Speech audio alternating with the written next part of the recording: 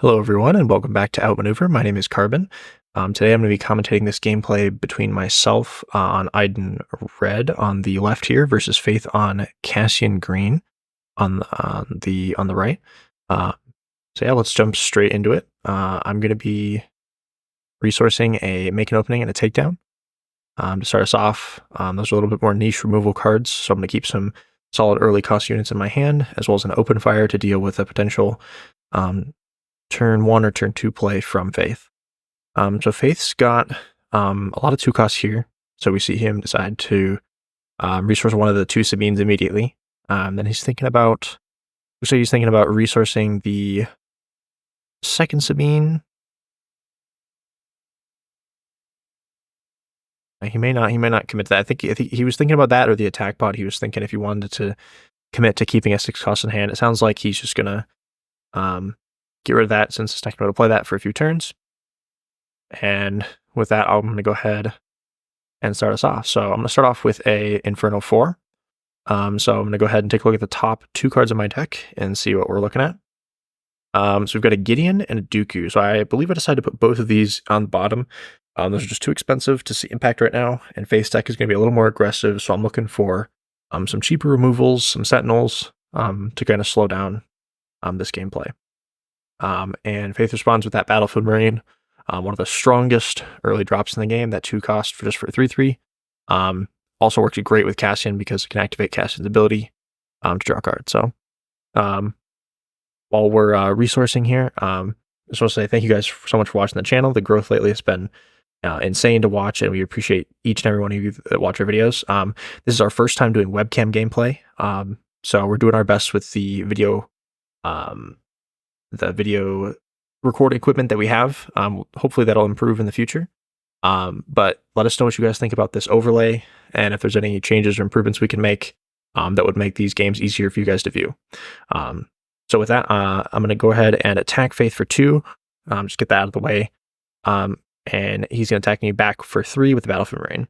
And so I believe let's play a cell block guard here. And so I didn't really want to trade into that Battlefield Marine with my cell block guard off the rip here. So I let him attack first by attacking with my ship first. And I think Faith is going to respond by playing a 2 cost in space. And he still has 1 resource left. And I believe he's going to draw a card with Cassian since he did that 3 damage with the Battlefield Marine. That's what Battlefield Marine works really good, like I said, as for Cassian to activate that ability and get those cards.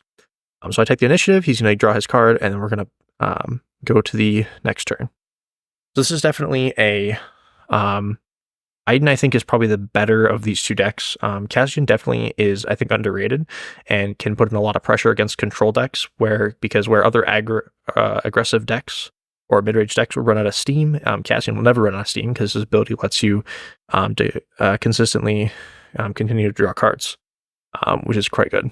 So I'm going to go ahead and start off with an open fire and just get rid of that Battlefield Marine, keep my cell block guard up, hopefully push this 3 damage to the base, and just keep a Sentinel in the way to make it difficult for Faith to get in. And all right, Faith is going to, I believe, hit the base for 2.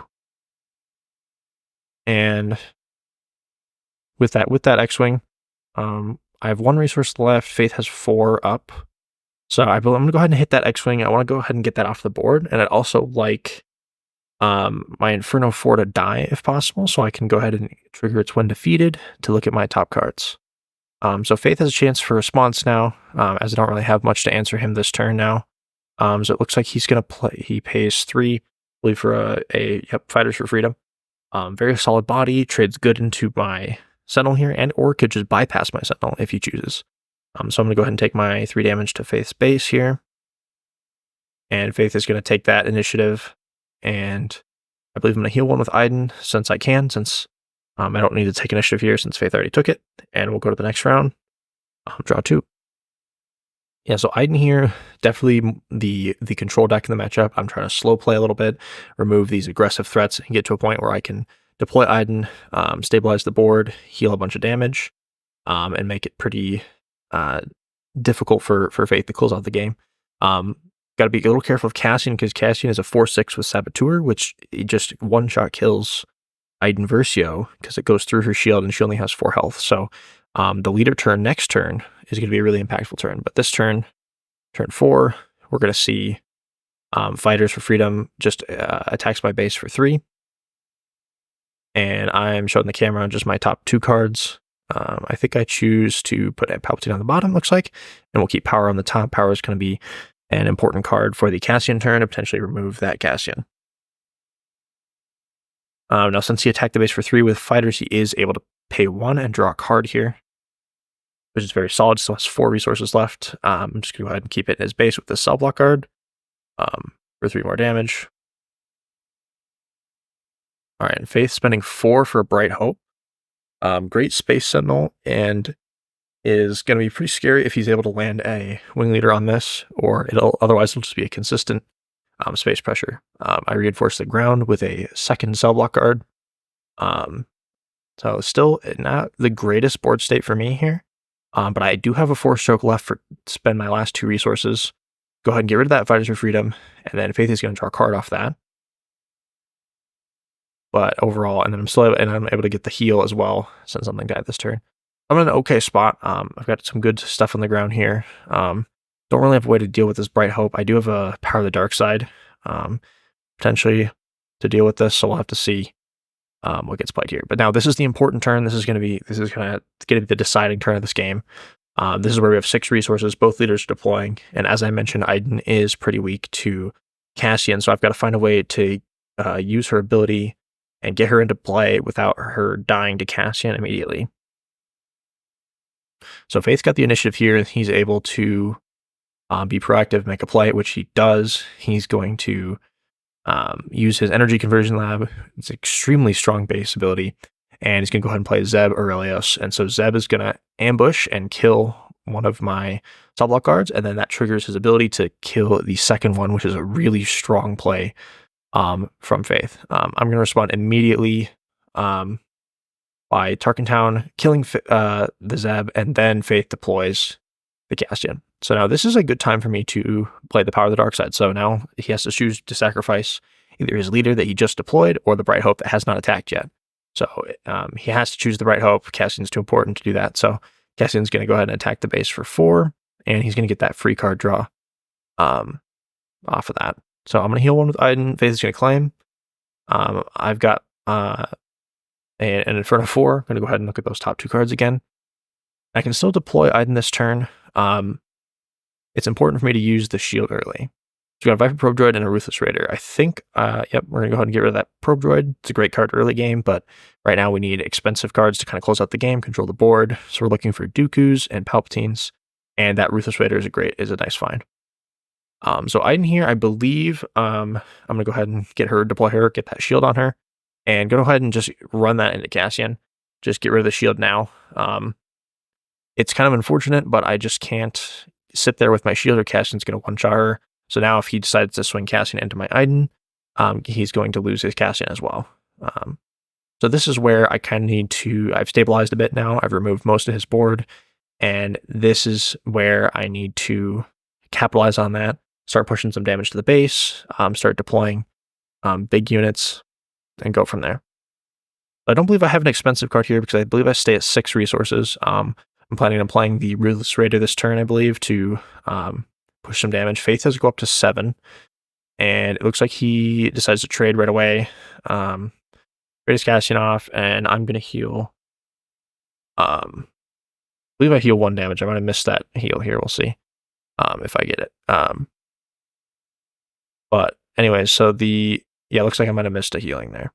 But I attack the base for 2, attack Faith for 2, and he responds with a Green Squadron A-Ring. So he's just going to start getting back on the board. We don't have the hands on screen, but he does have a lot more cards than me at this point, just because of Cassian's draw. And the Ruthless Raider is going to come out. We're just going to get onto the field. It doesn't kill the A-Wing, but it puts it at 2, so I can potentially trade with my 2/3 next turn. And we're going to get 2 on Faith's base, just so we can start putting pressure on him. He's got 13 health left, and so we need to kind of close out the game, and Ruthless Raider is a great card to do that. So he's going to play that Sabine on the ground, kind of get some early stuff here, and then I believe we're going to see an Echo-based Defender. So he's able to spend all his resources and kind of refill the board here, and makes it a little challenging for me to deal with. I do have this Raider in space, though, is going to be able to do quite a bit of damage. And I'm on the play, so I'll be able to remove an A-Wing or a couple units if I want to. So it looks like I resource up to 7 here. And we're going to get into the end game of this. So now it's a little bit of a race. Faith can do potentially a lot of damage, but he has more damage on his base right now, and he does not have a great way to answer this Raider in this deck. So it's going to be the Raider's kind of putting Faith on a clock. He needs to find a way to either kill me or respond to the Raider in order to stay alive in this game. That is a lot of damage on the ground, though. If left unchecked, it is 7 potential damage. So I believe I'm just going to open with Imperial Interceptor. So I want, I could have traded my 2/3 there, but I play the Interceptor because I want both of these units to hit the base for 6 and just put as much pressure on Faith as possible to have an answer. So he's going to play he attacks my base for 4, and then I'm going to go ahead and play a Sublot card to hopefully trade with this Sabine and prevent him from hitting the base with that.